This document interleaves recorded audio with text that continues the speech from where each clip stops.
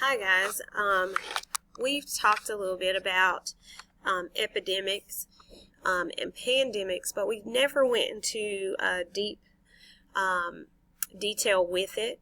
So we're gonna go into detail today with epidemic versus pandemic, and just keep in mind that we're looking at how does a disease go through a population. So yesterday we did the lab that had us to watch how quickly a virus could spread through a certain number of people in population.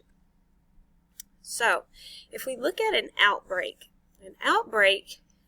happens when a disease occurs in great numbers, and those numbers are going to be expected are going to be more than expected in a community or region or during a season.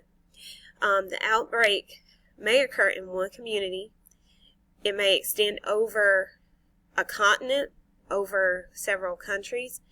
It can last days. It can last months. It can last years. So an outbreak is just when a disease happens in great numbers over a specific period of time, over an area, or during a specific season. So an example would be flu season. Flu season generally starts to come about in the late fall and all through the winter months.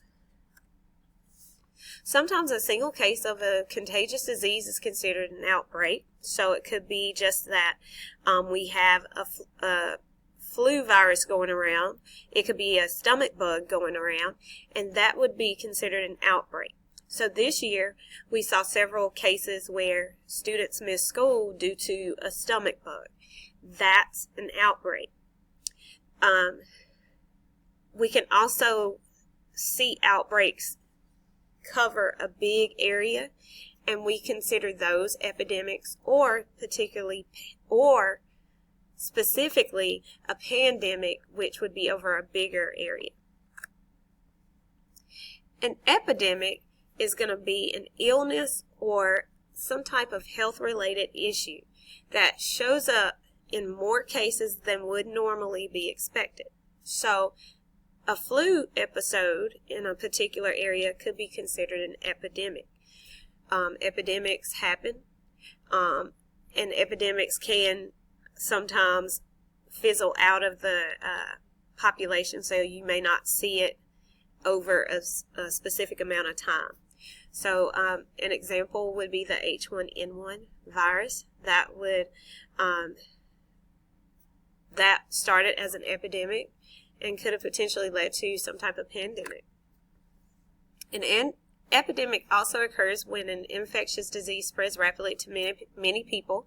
In 2003, SARS was one of those viruses that spread over the population. SARS is a severe acute respiratory syndrome that took the lives of a lot of people, nearly 800 people worldwide. So that was considered an epidemic.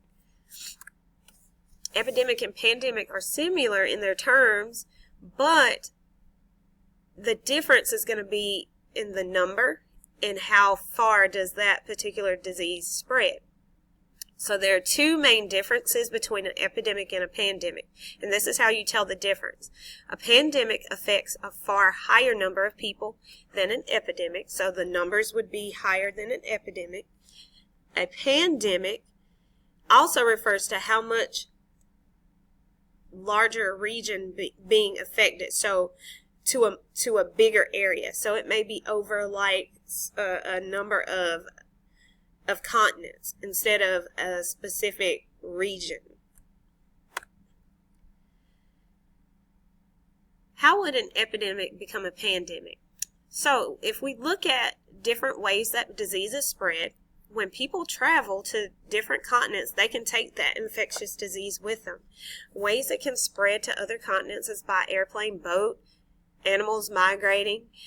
Anytime you visit somewhere different, you can bring that disease back. So if you remember the episode of Monsters Inside Me we watched, the lady that went to Africa on her honeymoon, she brought back that case of malaria. Okay, and that could have started an epidemic.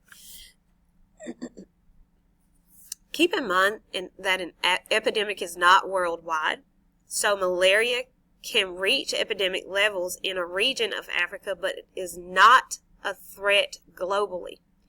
The flu is a strain that begins epidemically, but can lead up to a pandemic and spread globally. So malaria is different because it's in a region, whereas a pandemic is